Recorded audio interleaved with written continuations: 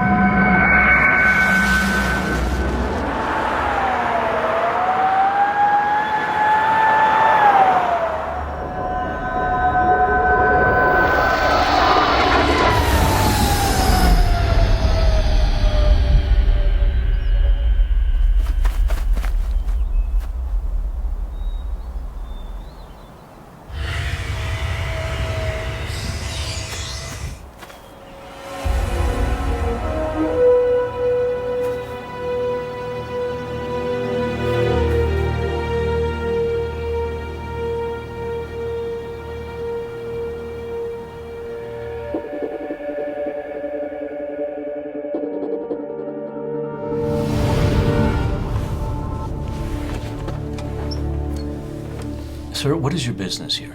I have an important message for the President.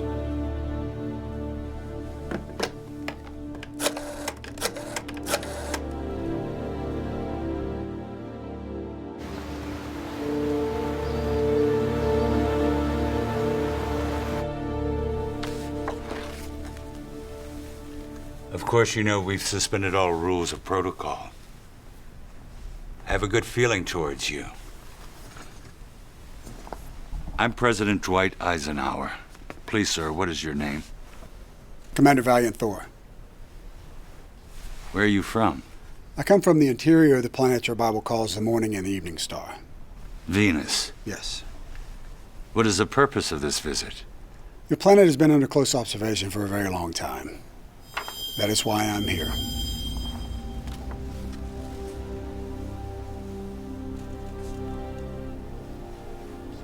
This proposal is quite extraordinary. Designed by the Unification Council of 12 to enrich your lives on your world. I am the chairman, here to assist you in the ways of the universe. Well, this would take some time to consider. We cannot rush into something like this. Let's get better acquainted. Learn more about one another. Will you stay as our guest?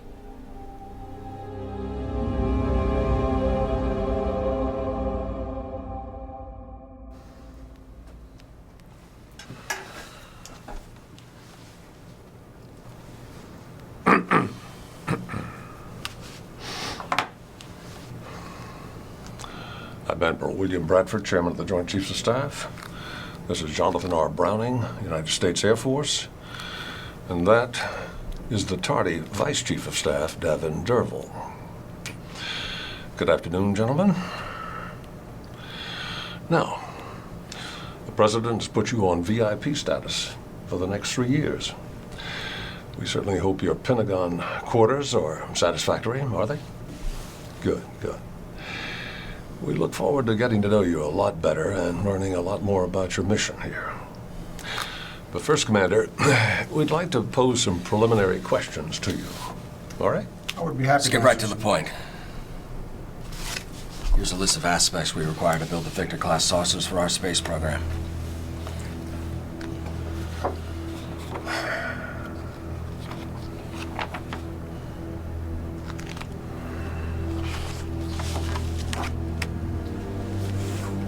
Allow me to get right to the point, gentlemen. I'm not at liberty to give you or any other nation our technologies now or in the future. That is not why I was deployed to Earth. Gentlemen. Jonathan, join me in my office in exactly half an hour. Devin. Bradford will be leaving his chairman post soon, and I will take his place. To be honest with you, Joint Chiefs are locked 2-2 on your promotion. I am the deciding vote. I think we Air Force men should stick together. I'm counting on you to get that space technology. You can count on my loyalty, Jonathan. I know just the incentive he needs.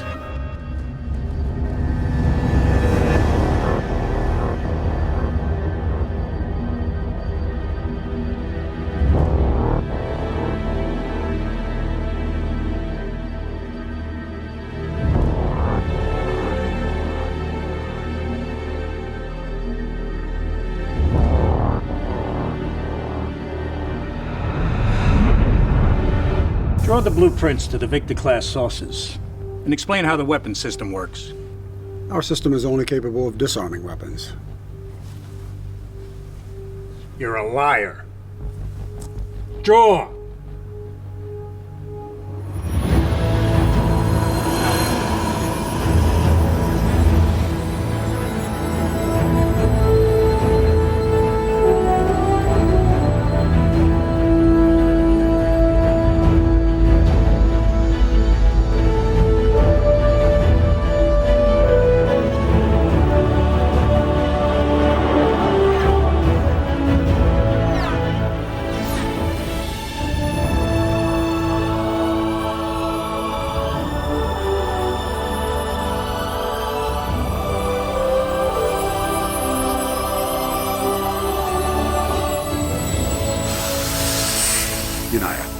Created son and mighty messenger of Melchizedek, and my dear friend. Meet my vice commanders. I'm Don, Commander Strategic Tactics. Thon, Organic Consciousness Engineer. Teal, Communications.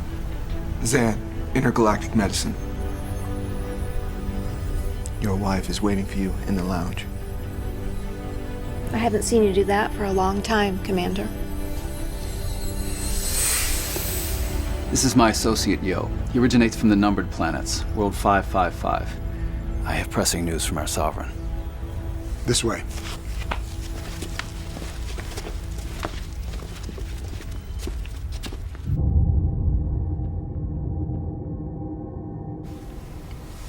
This is my wife, Dina.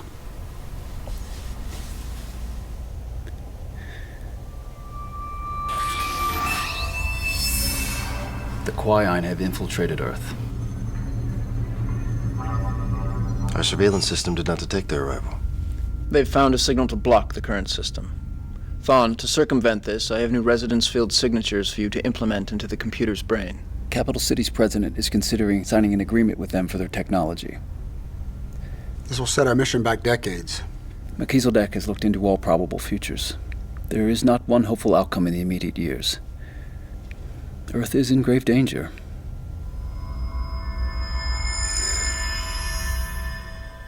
Direct communication from our Sovereign. You and I will take immediate charge of the mothership and Victor-class fleet, while I reside in Capital City. Yo will serve as his vice-generate.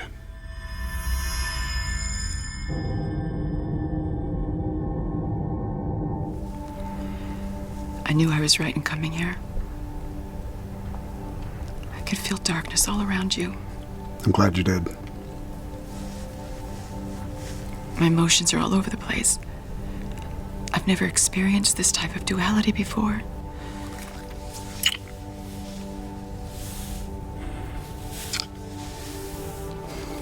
I want you to stay here on the mothership. Where it is safe. But I feel something horrible's gonna happen to you. I want you to summon up all the strength that's inside you until this is over. Promise me.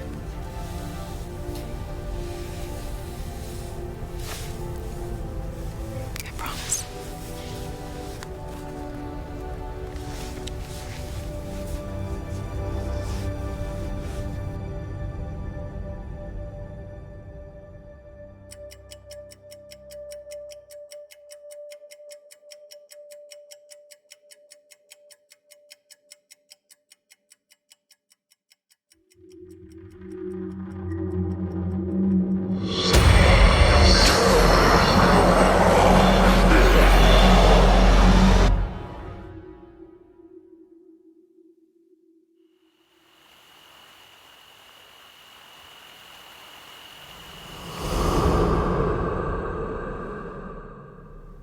So, Commander, welcome to our Washington Basilica.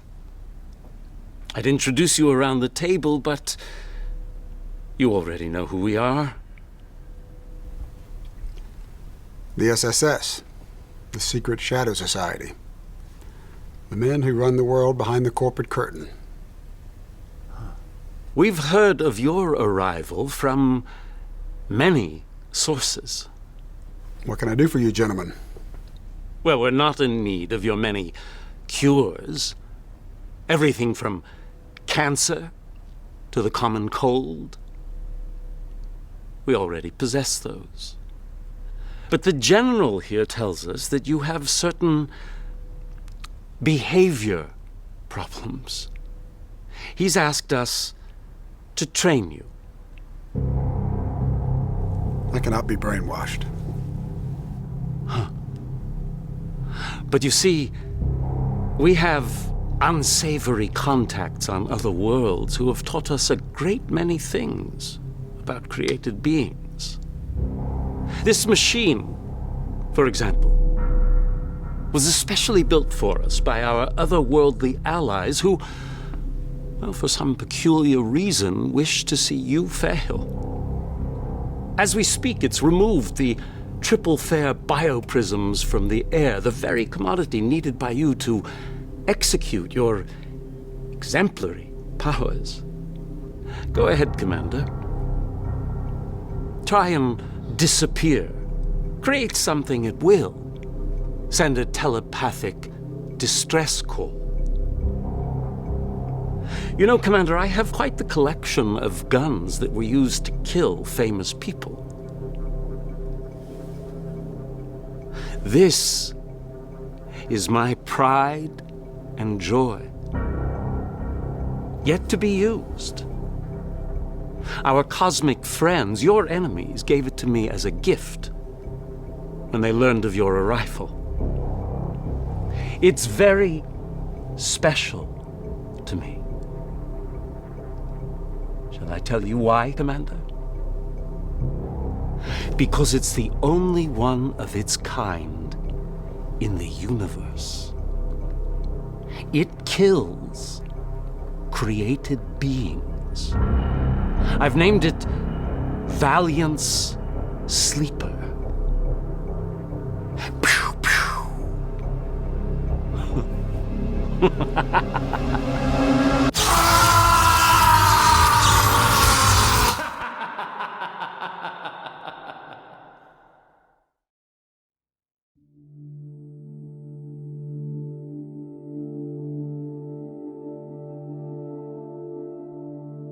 He said, "Hello, Frank, how are you?" From that time forward, the moment I touched his fingers, his skin was as soft as a baby. Right. And I did turn his hand over. He had no fingerprints on either hand, as bald as a peeled boiled egg.